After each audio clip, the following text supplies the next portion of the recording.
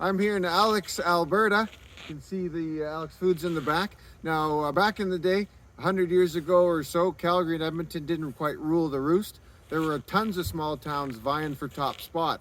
A town not far away from here, Mir, was vying for capital city with Edmonton about 125 years ago. Now, Alix is under 1,000 people, but something important about this town is one of the famous five. That's five women who helped the suffrage movement, fighting for women's rights and for women to have the right to vote. Well, one of the famous five was from here, and her name was Irene Marriott. She married a local farmer who was an Oxford graduate, and she became president of the Women's Association here. Pretty soon she was president of the United Farmers of Alberta Women's Auxiliary. Well, she became an MLA, and from there she became the second cabinet minister in the entire British Empire. Ended up meeting Nellie McClung, another women's rights advocate, and together with three other women, they became the famous five who petitioned for women to be able to be senators, which wasn't allowed at the time, and they won.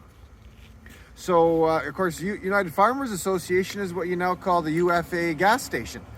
So perhaps you see that, especially out of the city. Yeah, this is a great town. Not far away, the little town of Mir I was telling you about, Ralph Klein was born there, one of the premiers of Alberta who did a lot for this province.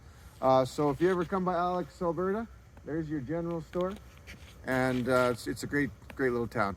So that's your next social studies adventure. I'm Mr. Edel. Until next time.